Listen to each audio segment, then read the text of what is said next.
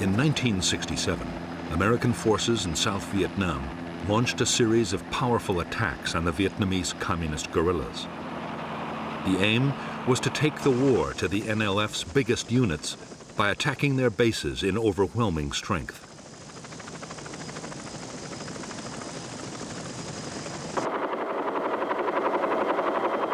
The Americans hoped that the guerrillas would stand and fight. They could then annihilate them with vastly superior firepower.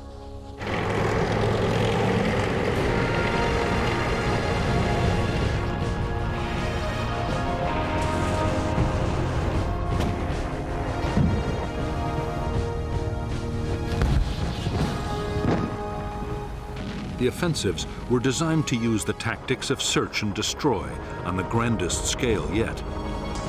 Some of the biggest helicopter operations of the war were mounted to try and trap entire Viet Cong regiments. More guns and aircraft were called in to support the attacks than had ever been unleashed on a Vietnam battlefield.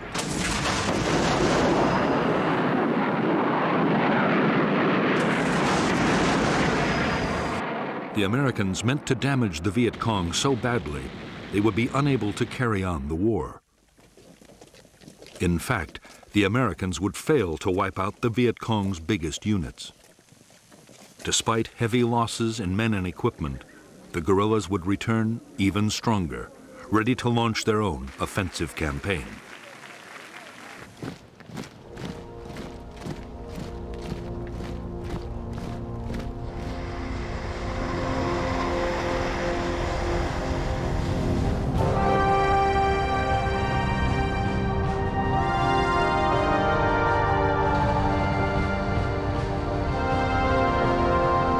By mid-1965, the mission of American troops in South Vietnam was changing fast.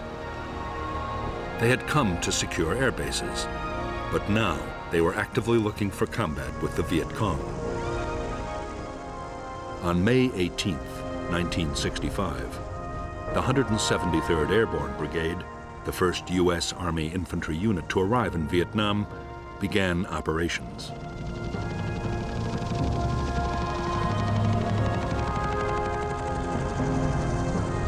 Its first task was to sweep a wide area around its base near Saigon.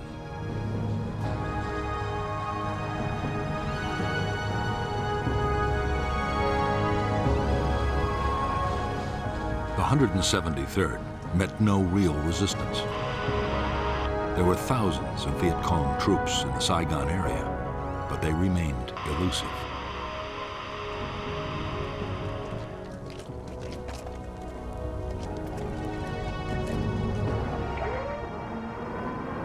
More American troops arrived. As the weeks went on, questions were asked about the whole policy. Was it wise to send a conventional army with its slow-moving, heavily armed infantry, its planes, its tanks, against guerrilla units that might be impossible to pin down?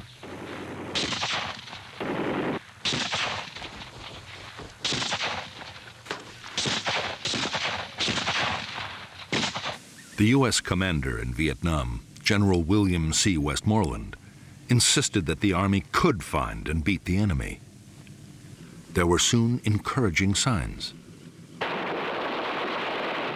In August 1965, in Operation Starlight, U.S. Marines surrounded a Viet Cong regiment of 2,000 men and defeated them in a full-scale battle.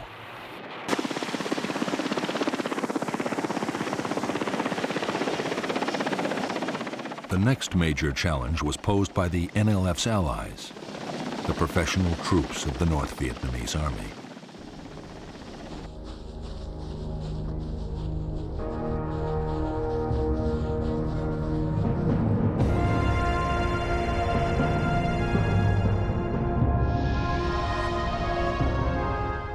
By September 1965, two North Vietnamese Army regiments, the 32nd and the 33rd, had moved down the Ho Chi Minh Trail and infiltrated from Cambodia into South Vietnam.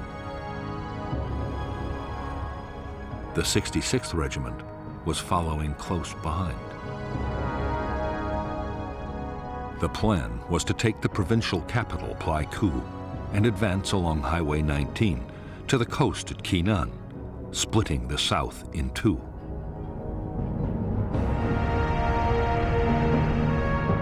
The Americans were determined to block the NVA's attempt to reach Kinan. The idea was to place in the Anke Valley the most mobile force they possessed, the 1st Air Cavalry Division.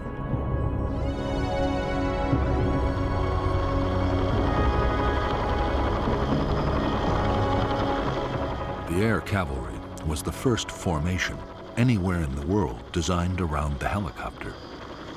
The division was 15,000 strong and had 480 machines, 5 times the number of a normal infantry division.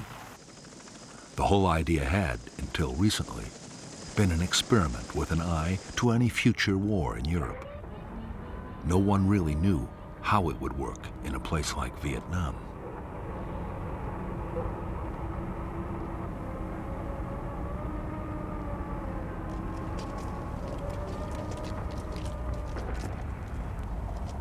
Combat units of the 1st Cavalry began to arrive at Anke in mid-September 1965. By October, the division was fully operational.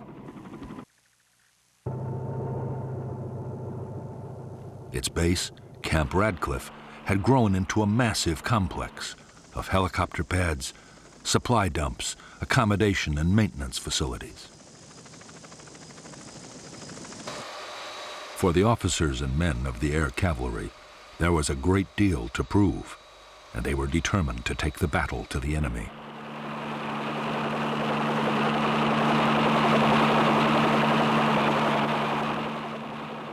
For their part, North Vietnamese Army commanders were just as keen for a fight as the Americans. Their 6,000 troops, already in the border area, meant to keep up the pressure on South Vietnamese government forces. At the same time, they aimed to find out how well U.S. troops would fight and how their own soldiers would cope with American weapons and tactics.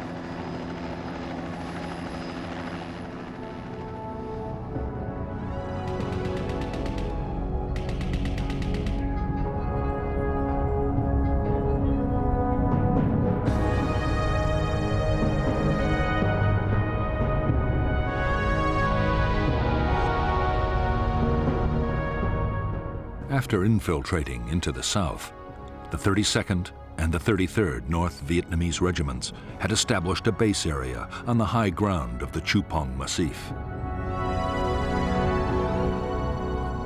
On October 20th, 1965, the 33rd Regiment laid siege to an American Special Forces camp at Plai Mai.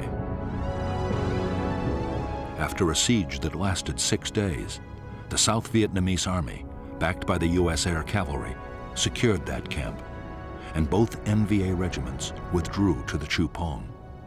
There, they meant to join with the newly arrived 66th Regiment before renewing their campaign.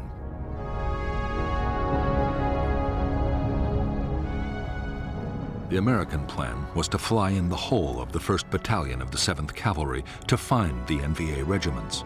It was the first time U.S. troops would face NVA regulars. The first step was to create an artillery fire support base near the Chupong at Landing Zone Falcon. Next, the lead elements of the 1st Battalion landed at LZ X-Ray. Right in front of them were nearly all the 66th and 33rd NVA regiments.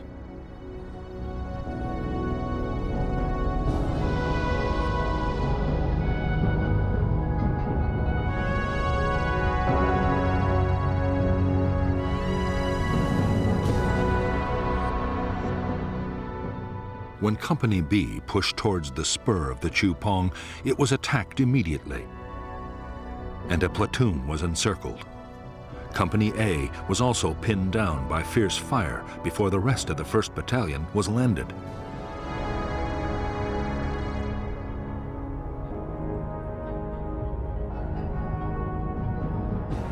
A and B companies then launched attacks to relieve the encircled platoon, but were driven back.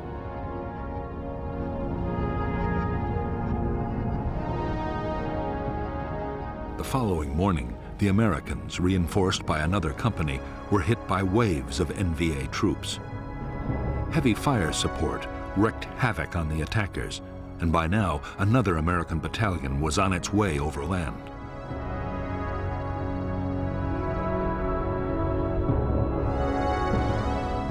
Conceding defeat, the shattered North Vietnamese regiments began to pull back towards the E Trang Valley in the safety of Cambodia.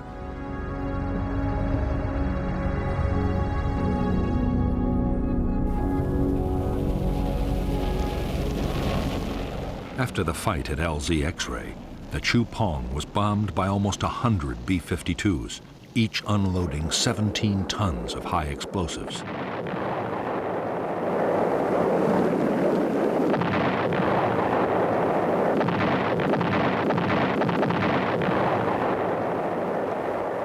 For the next 10 days, the NVA regiments were pursued relentlessly by the Americans.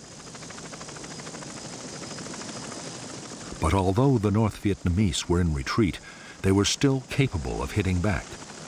In one textbook ambush, mounted by a rearguard battalion of the 66th Regiment, 155 Americans were killed. For U.S. forces, it was the most costly day of the war so far.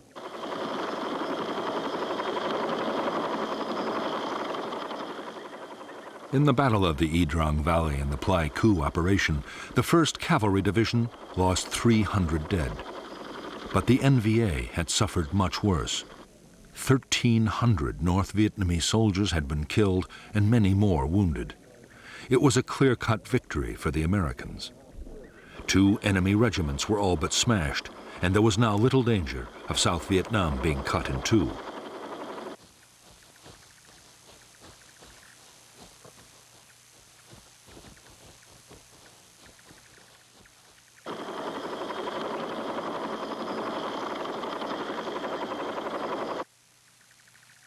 The E Trang battle was a major boost for U.S. commanders.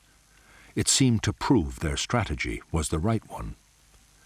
The enemy's big units could be made to stand and fight, and take heavy casualties in the process.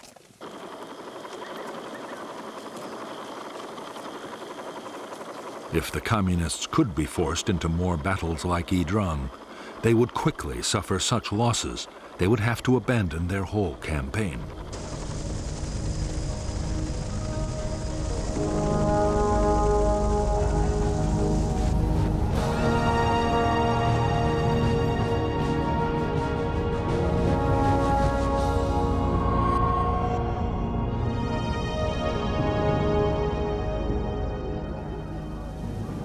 The final push to use American combat forces in South Vietnam had come from President Lyndon Johnson himself.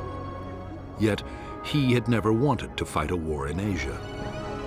Johnson's priority was social reform, his Great Society program, and he feared the war in Vietnam might fatally damage his plans.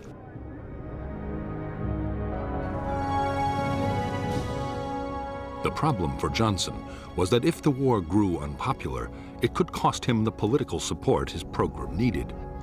On the other hand, if Vietnam was lost to communism, it would be just as damaging.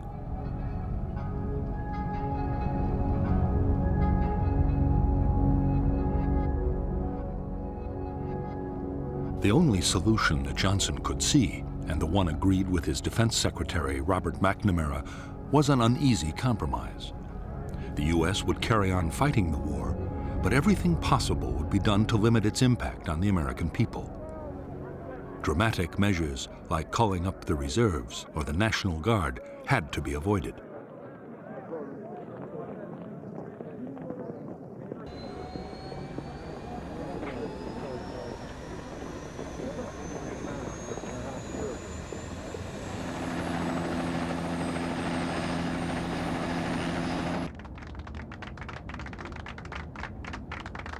Above all, Johnson was determined to keep China and the Soviet Union out of the conflict in Vietnam. By now, both communist powers had nuclear weapons, and China had almost unlimited manpower.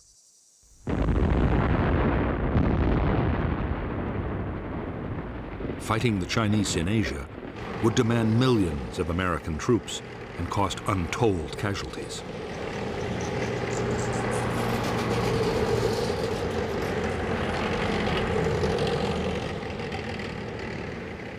Johnson's solution was to fight a limited war. He restricted the bombing campaign against North Vietnam to personally approved targets. He also ruled out invading the North, no matter how much it backed the NLF.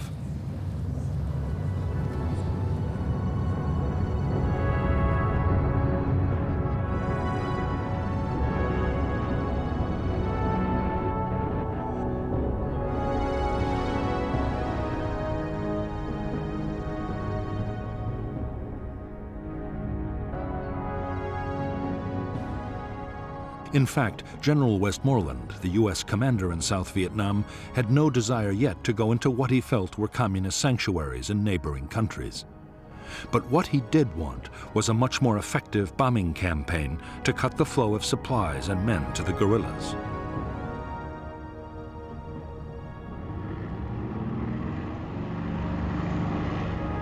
If that happened, Westmoreland was confident he could win.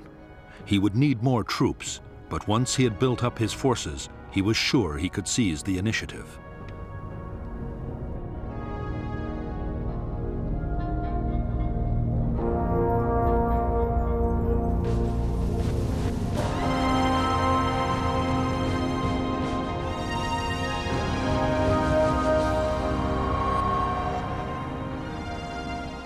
The leaders of the National Liberation Front were rarely able to meet. They were forced to gather in the strictest secrecy at a remote forest area near the Cambodian border.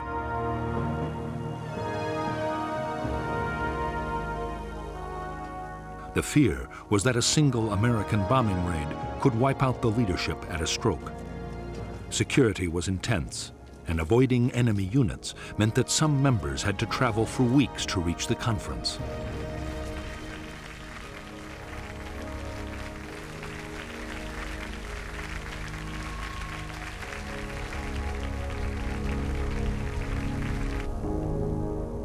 The Central Committee had 52 members and was led by the chairman, Nguyen Hue To. To was a French-educated lawyer and to many in South Vietnam, the acceptable moderate face of the Viet Cong.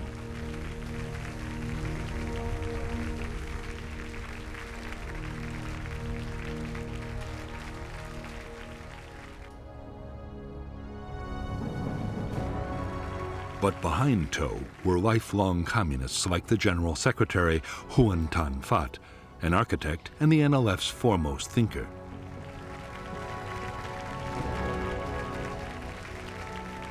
Another hardliner was the French-educated lawyer Tran Bu Kim, one of the NLF's founders.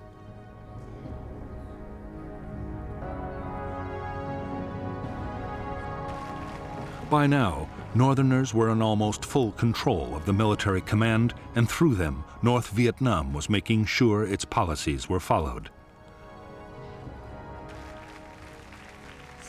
The NLF guerrilla army was even more closely controlled by the North. Its top commander was a North Vietnamese Army General Nguyen Chi Thanh. Thanh was noted as a political firebrand and wanted to stay on the offensive, whatever the cost or the dangers.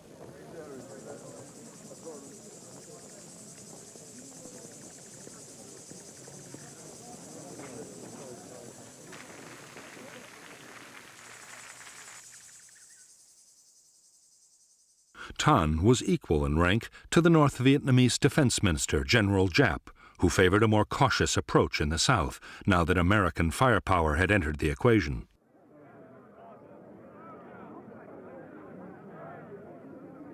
By the end of 1965, Giap was winning the argument.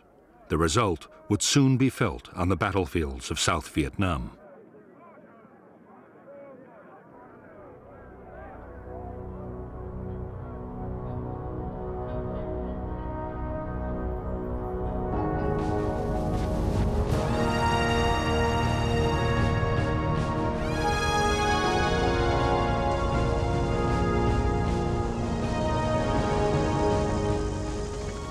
When American combat troops had first arrived in Vietnam, few U.S. officials had believed that the South could survive.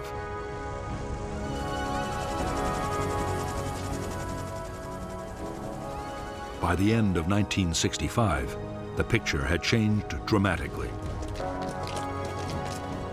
The new government, led by Air Marshal Key, was growing in confidence. The arrival of American troops had given morale a huge boost, and there was no longer a danger that the communists could win quickly.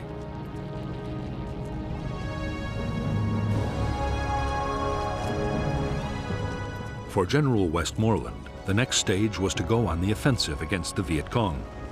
His aim was to take on the enemy's big formations on the battlefield and eliminate them one by one.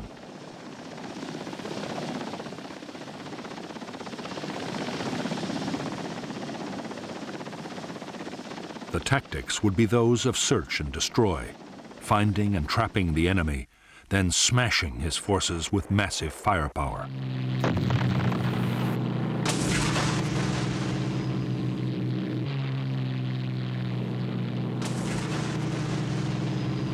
General Westmoreland's strategy would be to wear the Viet Cong down by relentless attrition. In battle after battle, Westmoreland meant to force the Viet Cong to sacrifice troops and materials faster than they could ever be replaced.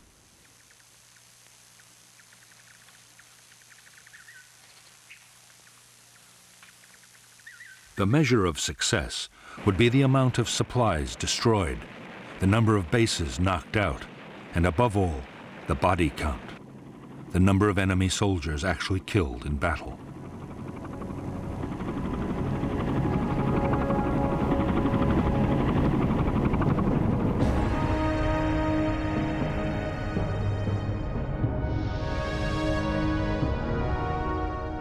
For defense, 4 national priority areas were agreed by the Americans and the South Vietnamese. The coastal provinces around Da Nang and Quy Nhon, and the central part of the Mekong Delta, and above all Saigon, the capital. These were to be first consolidated and then made the springboards for large-scale search and destroy operations against enemy units and base areas.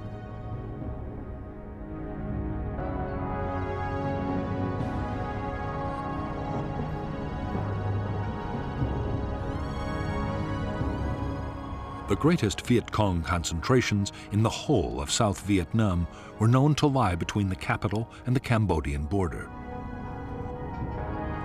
Through this area ran several strategic roads and the river routes into the capital.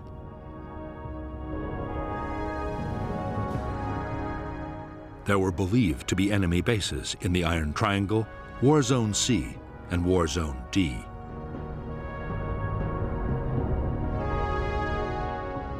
These base areas were the destination for most of the supplies and men that came down the Ho Chi Minh Trail, and it was these bases the Americans would have to attack if the Viet Cong were to be finally defeated.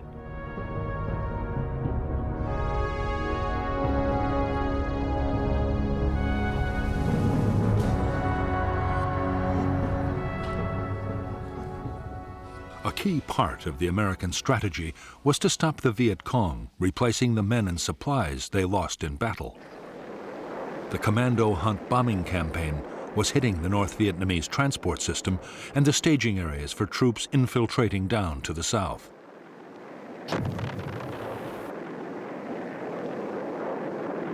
During 1965, U.S. aircraft had flown 55,000 individual sorties over the north.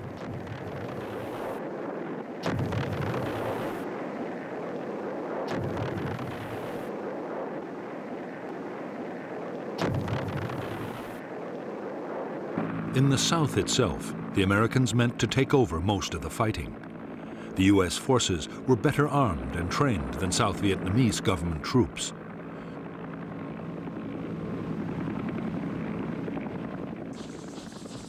They were much more mobile and had the backing of enormous firepower.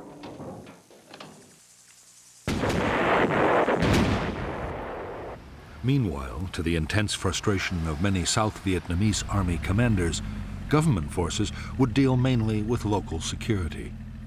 Only elite units would take part in offensive operations.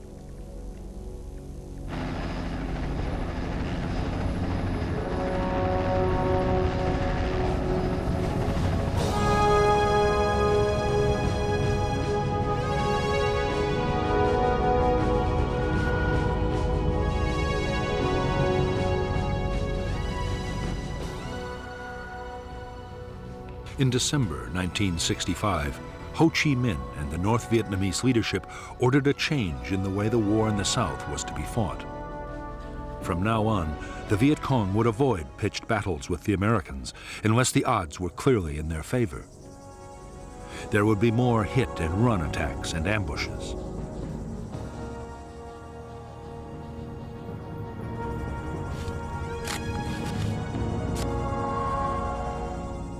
To counter the American buildup, Viet Cong recruitment would be stepped up, and more North Vietnamese Army troops would be infiltrated into South Vietnam.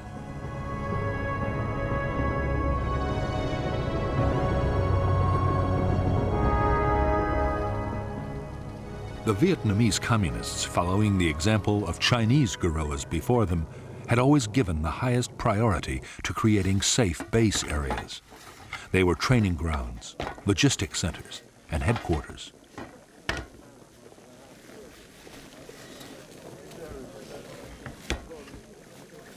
They also offered secure sanctuaries for times when the war might go badly.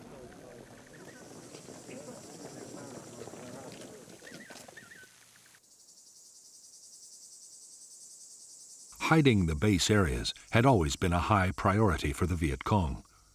Now, with American spotter planes everywhere, it was more vital than ever to protect them. In remote swamps or forests, there were few problems, but nearer the capital, it was much more difficult.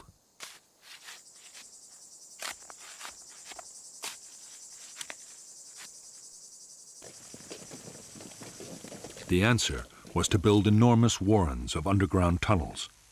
The biggest were in the Iron Triangle and in the Cu Chi district, only 20 miles from Saigon.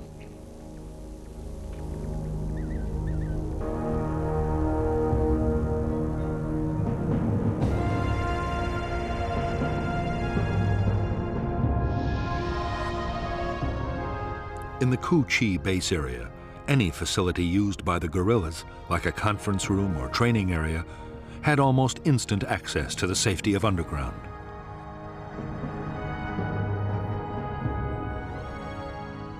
Hidden trapdoors led below, past guarded chambers to long passages.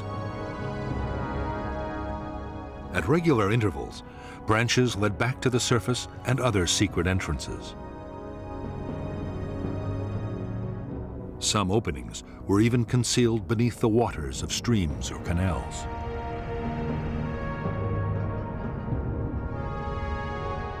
At the deeper levels, there were chambers carved out for arms factories and a well for the base's water supply. There were storerooms for weapons and rice, and there was sometimes a hospital or forward aid station.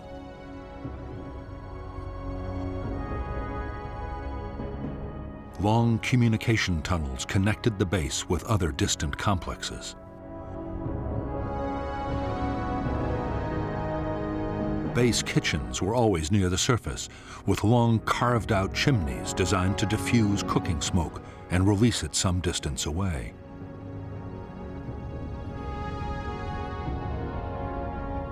Near the kitchens were the guerrillas' sleeping chambers, where they could survive for weeks at a time if need be.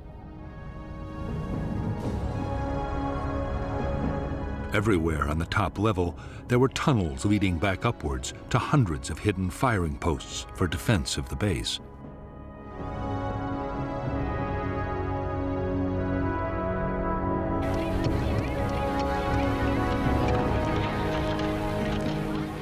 The base area at Cu Chi was a vast network with 200 miles of tunnels.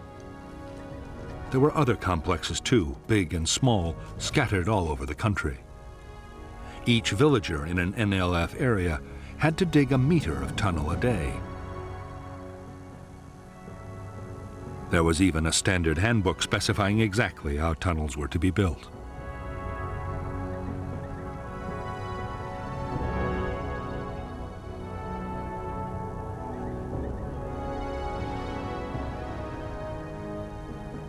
The orders coming from NLF headquarters were absolutely clear. Tunnels were not to be treated as mere shelters. They were to be fighting bases, able to provide continuous support for troops.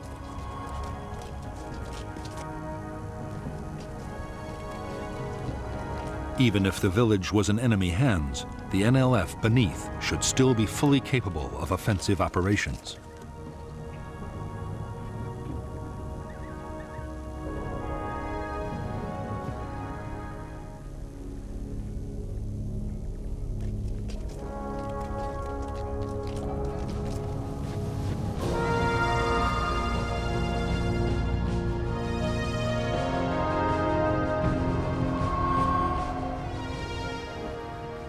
When Washington had decided to send American troops to fight the Viet Cong, the biggest question had been how many would be needed to win.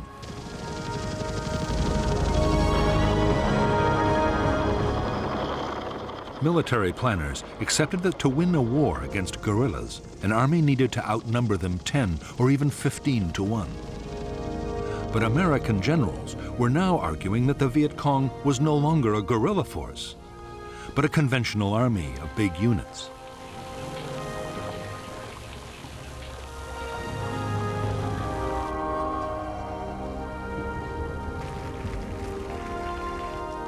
Because U.S. commanders were confident they were not fighting a guerrilla war, they saw no need for a 10-to-1 superiority in forces. Against a regular army, 3-to-1 was usually considered enough.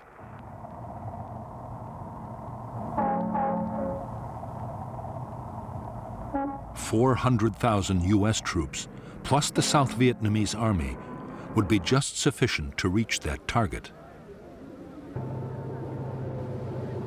The plan was to have most of the men in Vietnam by the end of 1966.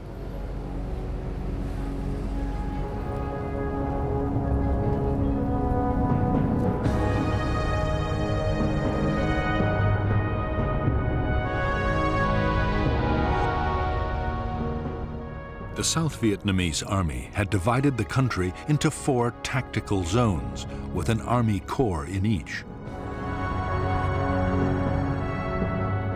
As American forces arrived, Military Assistance Command headquarters in Saigon assigned them to a corps' tactical zone.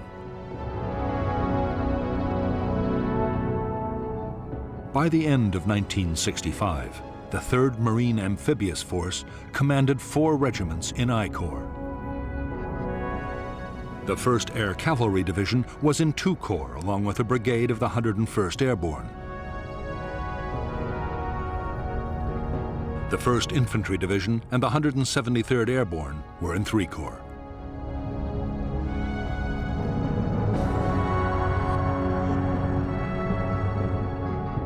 During 1966, the plan was to build up U.S. strength by 2 Marine regiments, 3 Army divisions, an armored cavalry regiment, and 2 light infantry brigades.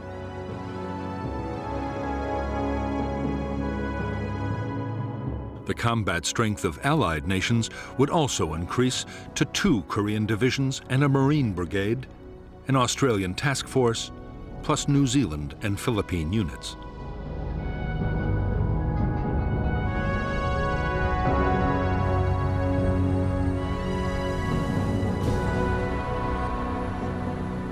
By late December 1965, almost 150,000 U.S. troops had arrived in Vietnam. The Air Force had over 500 aircraft at 8 bases. The huge scale of the buildup had placed an incredible strain on facilities and installations.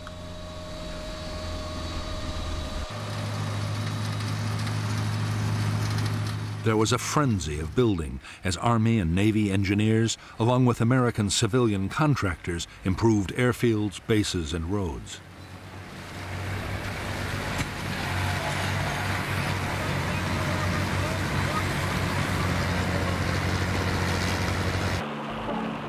The most ambitious construction project of all was a gigantic port and logistics base at Cam Ranh Bay. The whole effort was to cost $100 million, but the new facility would quickly ease the pressure on Saigon's overloaded docks.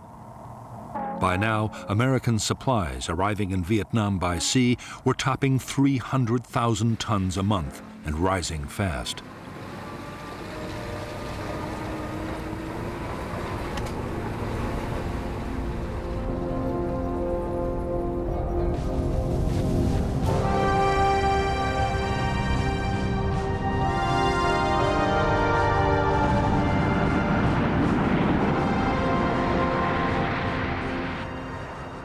As the Cold War had produced one world crisis after another, the U.S. armed forces had been on a war footing almost continuously for 5 years. Budgets were generous, and all the services were superbly well equipped and trained.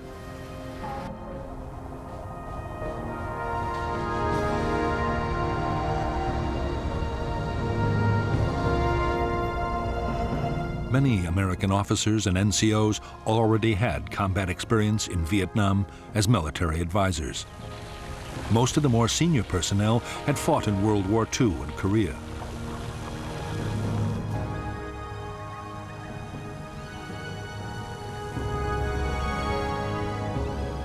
But for the enlisted men, many of whom were draftees, their training programs rarely prepared them for what was to come.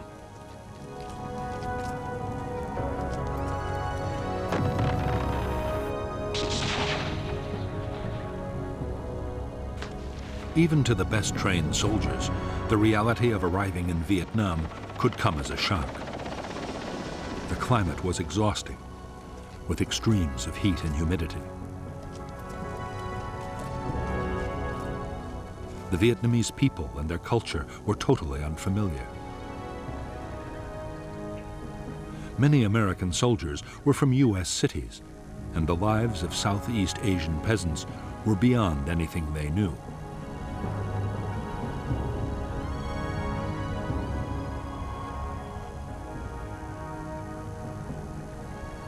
But in spite of the strangeness of the world in which they had come to fight, at this stage morale was high amongst American troops in Vietnam. There was confidence in the Army's leadership, and most units had a strong sense of camaraderie. There was also the knowledge that a soldier's basic tour of duty was a finite 13 months and 14 days.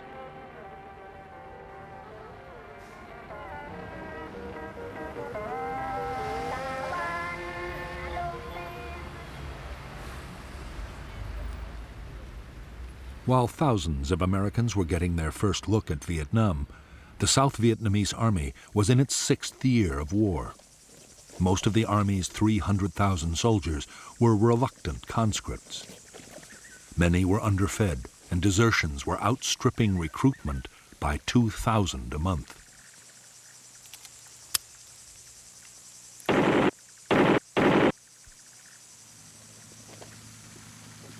As for the officers, corruption was rife, and many sold their units food and supplies.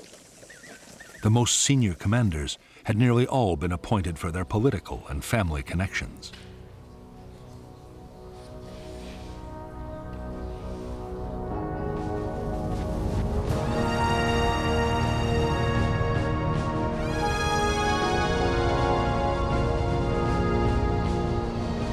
For years, the basic infantry weapon of the American soldier had been the M14 rifle.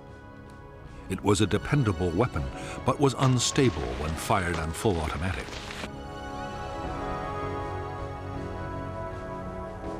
The M14 would stay in service with some units for a long time yet. But a new weapon was starting to reach the troops in Vietnam.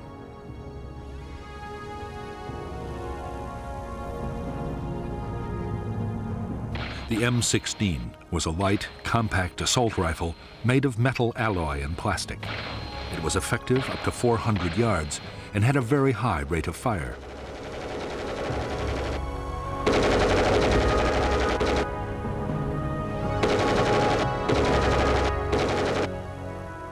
Although on paper the M16 seemed to offer the infantryman everything he could wish for in a rifle, the reality was very different on the battlefield.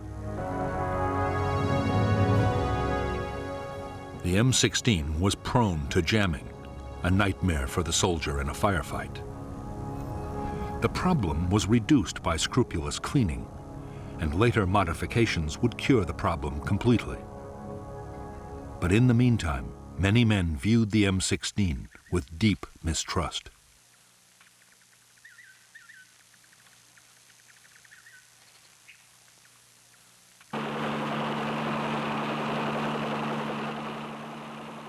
In an American infantry platoon, the most valued weapon of all was the M60 machine gun. The M60 could fire more than 100 rounds a minute and had a range of 1,000 yards. The gun was usually operated by a two-man crew, but it could also be fired from the hip. The M60 was extremely robust and well suited to the harsh conditions of battle in Vietnam.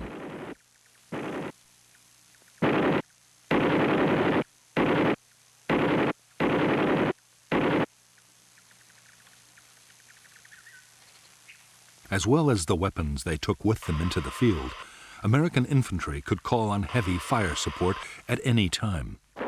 Ground attack aircraft could saturate the area with high explosives or napalm, while few operations were ever mounted out of range of friendly artillery.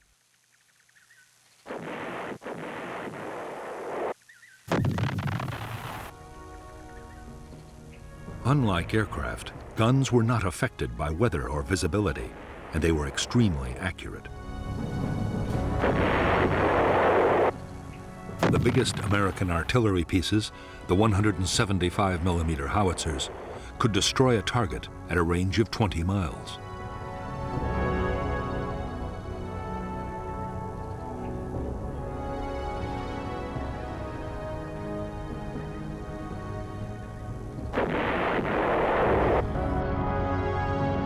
By now, every infantry division depended heavily on helicopters to maneuver its forces on the battlefield and to carry supplies and heavy equipment. For the Army, the basic infantry transport helicopter was the UH-1 Huey. The men called it a slick because its frame was uncluttered by guns or rockets.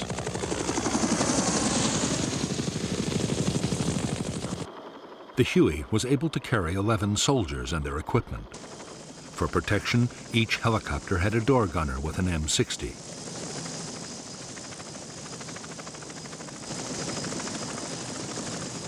As well as Hueys for transporting infantry and general supplies, there were Huey gunships for escort and assault. The gunships were armed with a formidable array of rockets, machine guns, and grenade launchers.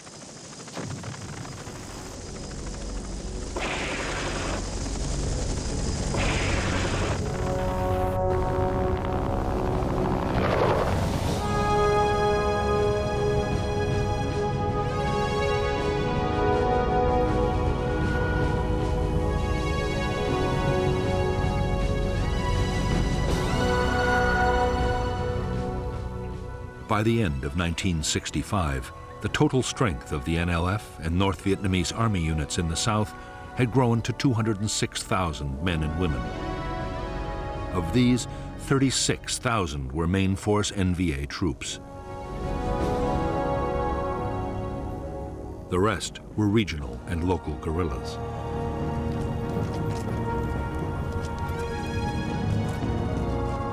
The main force Viet Cong units were used to launch large-scale offensives over a wide area. They were uniformed, full-time soldiers. Regional forces were also full-time, but they operated inside their own districts. If necessary, their units could come together to make bigger formations for a large-scale attack. If enemy pressure became too great, they could break again down into smaller units and scatter.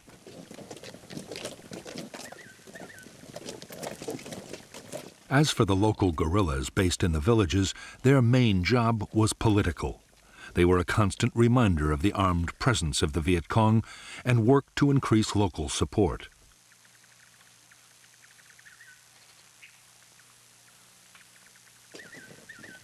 They were also expected to defend nearby installations like bunkers and tunnel complexes.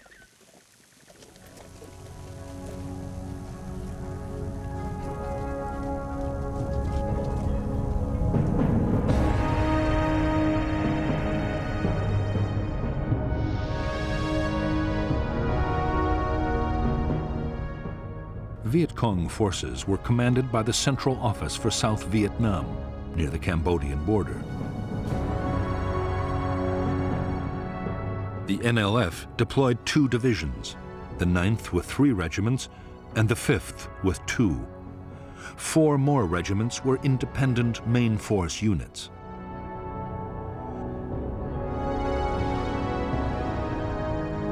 The NLF also controlled more than 40 local and regional battalions.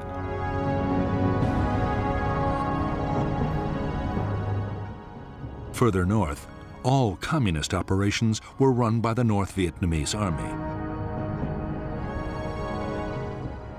The NVA deployed 3 divisions and 9 independent regiments.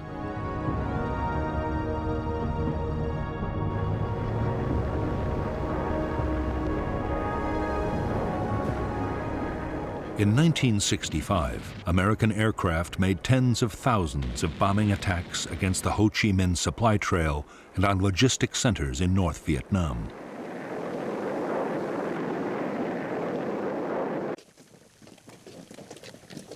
In spite of their efforts, the Viet Cong were getting more weapons and reinforcements from the north than ever before.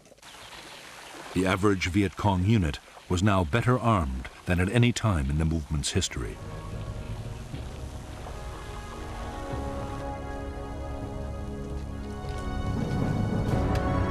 Although the guerrillas depended on the Ho Chi Minh Trail for arms, ammunition, and special equipment, 21 tons a day was enough to keep them fighting. Their other needs were met inside South Vietnam.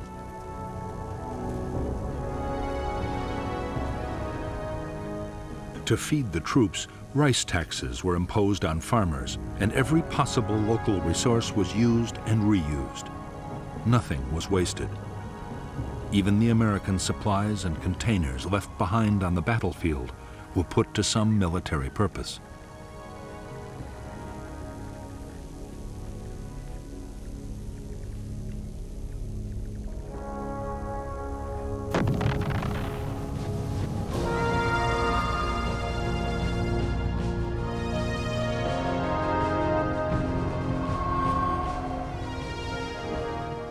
In the last 12 months, the Viet Cong had suffered terrible losses.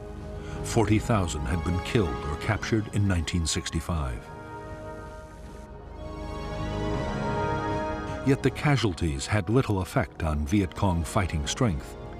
Losses in main force units were easily made up from the ranks of the local guerrillas.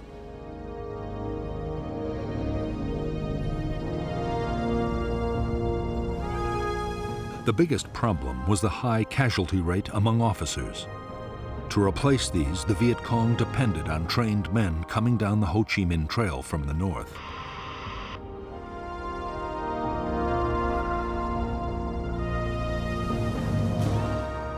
One in 10 Viet Cong were now northern, and the Viet Cong was increasingly run by the northerners right down to the village level.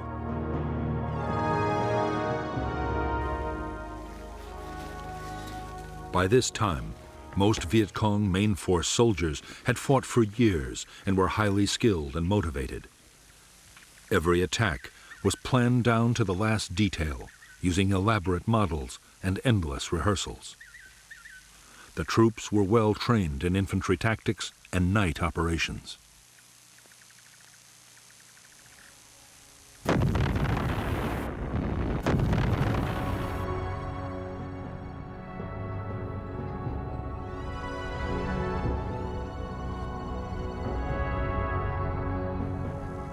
They were also masters of camouflage. While main force troops thought of themselves as professional soldiers, local Viet Cong were far less confident. Mostly the recruits were young teenagers, and while many were motivated by idealism, others had been pressured or shamed into joining. What many had in common were real doubts about their ability to fight heavily armed and well-trained American soldiers.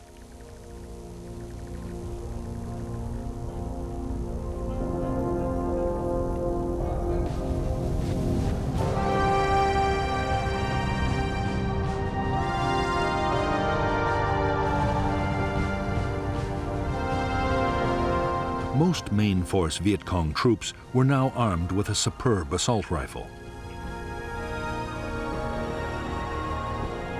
The AK-47 was a Russian design copied by the Chinese. It was comparable to the American M16, but it had fewer moving parts. The stock was wood, not plastic, and was far more reliable in Vietnam's testing conditions. The AK-47 also had the advantage of a 30-round magazine compared to the 20 of the American rifle. The Viet Cong had a range of effective Soviet and Chinese light and medium machine guns. They also had heavy machine guns, though never enough.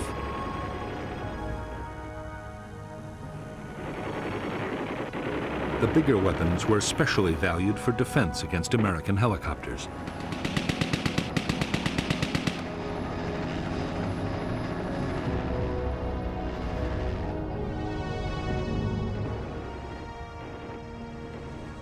For destroying armored vehicles or bunkers, the Viet Cong had highly effective rocket-propelled grenades and recoilless rifles. Mortars were also available in large numbers and had the advantage of being very easy to transport.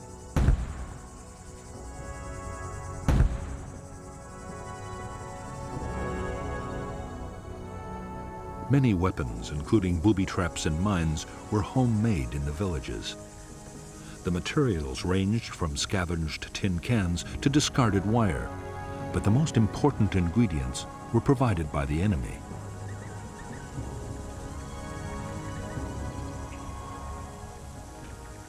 In a year, dud American bombs could leave more than 20,000 tons of explosives scattered around the Vietnamese countryside.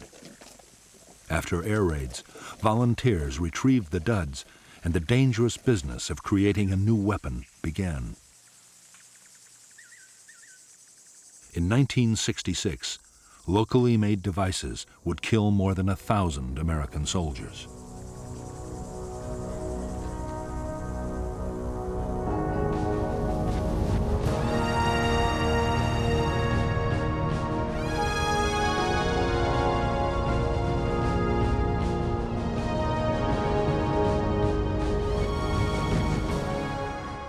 For General Westmoreland, the close of 1965 marked the end of the defensive stage of the American war in Vietnam. In the coming year, he meant to complete his buildup. Then he would launch the full-scale offensives that would lead to final victory.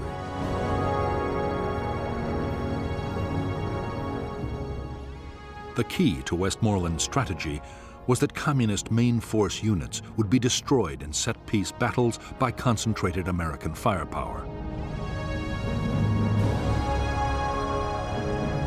Westmoreland was confident the Viet Cong would stand and fight.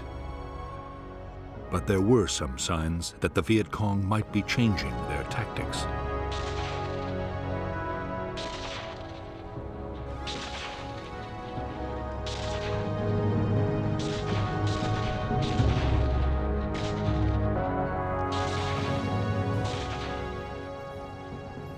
In the last weeks of 1965, the Viet Cong concentrated their attacks on poorly defended targets, like isolated outposts and remote towns.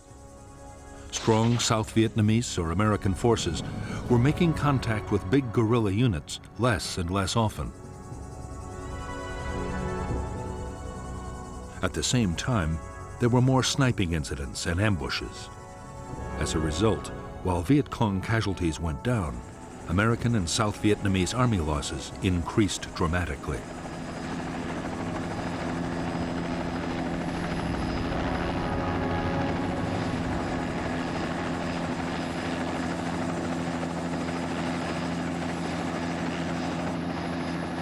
There was even more disturbing news in store for American commanders as 1965 came to a close. Washington's Defense Intelligence Agency reported that the Rolling Thunder bombing campaign against North Vietnam was failing.